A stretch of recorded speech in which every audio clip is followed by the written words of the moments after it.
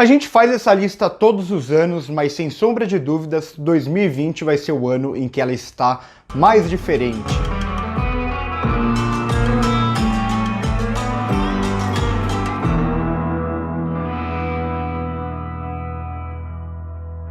Ao contrário dos anos anteriores, que geralmente aqueles filmes que a Netflix estava apostando mais para premiações sempre aparecia no topo aqui da lista, esse ano eu não gostei tanto desses filmes que a Netflix vai apostar para o Oscar, mas em compensação foi um ano muito bom para documentário na Netflix e para documentário como um todo, e eu consegui assistir muito mais documentários esse ano. Então eu decidi colocar documentários nessa lista, algo que eu não fazia até o ano passado. Até por isso eu disse que esse ano a lista pode parecer mais alternativa. Eu não sei se vocês têm costume de assistir documentário, mas olha, se vocês gostam de documentário, vale muito a pena conferir vários no catálogo da Netflix, e esse ano foi talvez o melhor ano da Netflix em documentários. Dito isso, eu vou fazer apenas uma menção honrosa nesse vídeo, um filme que ficou fora da lista, apesar de eu ter elogiado ele na crítica, e eu vou deixar na descrição a lista completa de todos os filmes da Netflix que eu vi no ano, em ordem de preferência. A menção honrosa é Mank, um filme que,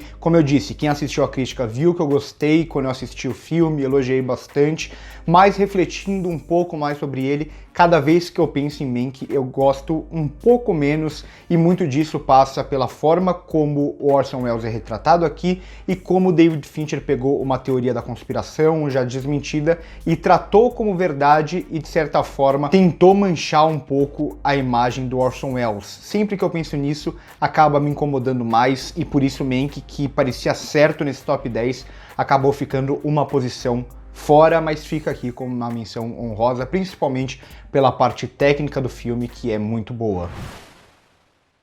Em 10º lugar está o thriller polonês Rede de Ódio, dirigido pelo Jan Komasa, e que tem uma belíssima atuação do Maciej Musialowski. Eu não conhecia o trabalho desse ator, me surpreendi muito aqui, e o diretor é o mesmo do Bom Corpus Christi, que acabou de ser indicado ao Oscar de Melhor Filme Internacional. Aqui a gente vai acompanhar um protagonista que é um sociopata e descobre na internet a possibilidade dele brincar de Deus e ter cada vez mais poder sobre as pessoas. E por mais que o filme seja muito importante na forma como ele retrata a internet, até para evidenciar vários dos problemas da internet, ele é bem pessimista nesse sentido, até como cria bolhas e como cria toda essa rede de ódio. O que eu mais gosto nesse filme é justamente o foco nesse protagonista, esse thriller que não tenta ser realista, e justamente assim mostra toda a ambição de um protagonista que não vai medir esforços e vai fazer o que precisa para chegar aonde ele quer. Vale muito a pena esse filme, e eu acho que ele foi menos comentado no ano do que ele deveria.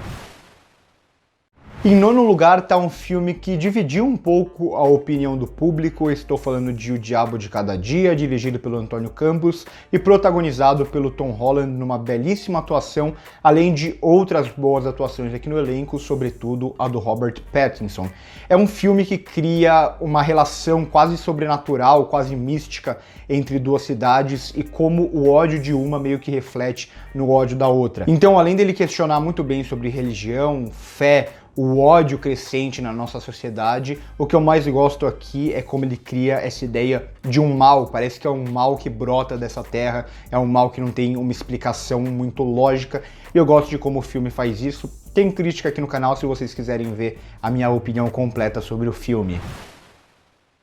Em 8º lugar, escrito e dirigido pelo Aaron Sorkin, está O Sete de Chicago, filme baseado em fatos reais, e eu gosto muito aqui de como ele pega esse grande elenco e constrói quase que uma lógica meio teatral, uma lógica de um palco aqui, justamente para essa encenação casar com aquilo que foi o julgamento na vida real, um dos julgamentos mais encenados de todos os tempos. É um daqueles filmes que a gente fica revoltado de assistir e saber que aquilo aconteceu na vida real. O Aaron Sorkin ainda precisa melhorar como diretor, mas ainda assim tem uma boa evolução do primeiro filme para esse. Eu gosto muito de como ele escreve os roteiros dele. A crítica desse filme também está aqui no canal. Em 7º lugar está aquele que eu considero o melhor filme de terror da Netflix no ano, dirigido pelo Rami Weeks e protagonizado pelo Sophie Dirizo e pela Wunmi Mosaku, os dois muito bem aqui no filme. E o que esse filme faz muito bem é pegar o terror sobrenatural para falar sobre o terror vivido pelos refugiados na Europa ou em outros lugares do mundo. É um filme que faz muito bem essa conexão, é um filme que consegue ser aterrorizante e, acima de tudo, muito angustiante sobre esses personagens que são muito bem construídos aqui em um terror super claustrofóbico, outro filme que também tem crítica no canal. Em sexto lugar está o primeiro documentário a aparecer aqui na lista. Eu estou falando de Creep Camp, um belíssimo documentário produzido pela família Obama, que traz aqui um grupo de jovens com deficiência na década de 70 que se reúne em uma espécie de acampamento de férias, só que lá eles começam a ser finalmente tratados como pessoas e começar a refletir sobre a situação deles e como o mundo enxerga eles, e a partir de então eles começam a lutar pelas causas deles, eles começam a lutar por maior acessibilidade nos Estados Unidos durante anos e anos. Então é um documentário que consegue mostrar uma situação que sai do pequeno, deles se conhecendo, do pessoal, até o global, e mostra muito bem como a força do grupo é capaz de mudar pelo menos parte do mundo.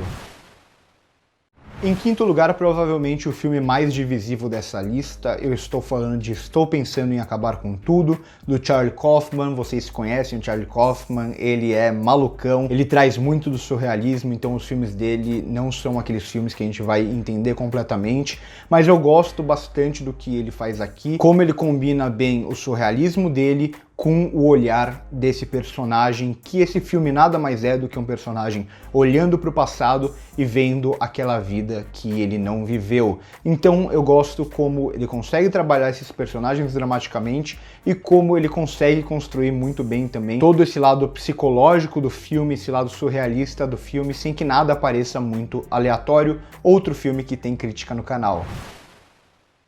Em quarto lugar, mais um belo documentário chamado As Mortes de Dick Johnson, um dos únicos filmes no ano que foi capaz de me divertir e me emocionar na mesma medida. Aqui a gente vai acompanhar a documentarista e o pai dela nessa relação que eles têm muito próxima, e ela sabe que o pai está nos últimos anos de vida, ele já está doente, e eles começam a tentar encontrar uma forma de aceitar esse pior que está por vir e tentar levar com muita leveza o inevitável. Então eles vão começar a criar várias mortes aqui pro pai, mortes encenadas, mortes fakes, e com isso eles vão se divertir bastante criando essas mortes de mentira, ao mesmo tempo que o documentário consegue emocionar muito quando a gente sabe que o final está chegando e que aquela filha sabe que o pai dela vai morrer. Então um documentário muito divertido, muito tocante, um dos melhores documentários do ano, sem sombra de dúvidas.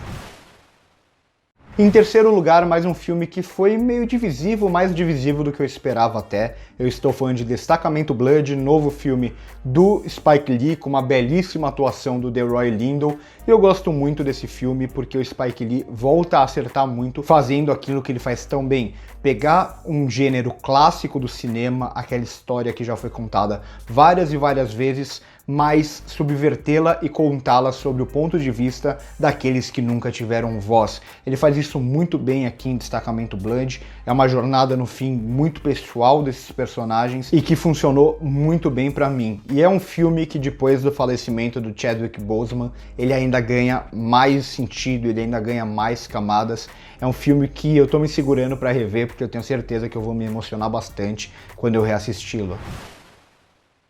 Em segundo lugar, mais um documentário, Atleta A, um retrato super perturbador sobre a seleção feminina de ginástica artística dos Estados Unidos, que vai desde um médico abusador e pedófilo, passando pelos treinadores que tratavam aquelas meninas como se elas não fossem nem gente, e finalizando com aqueles que têm o poder, que poderiam fazer alguma coisa, mas que acobertavam tudo para não manchar o nome da instituição. Então é um documentário super importante, super pesado e que se torna ainda mais impactante quando a gente descobre que muitas daquelas meninas eram tão jovens que elas nem sabiam que estavam sendo abusadas. Todo mundo precisaria assistir esse documentário porque ele é incrível.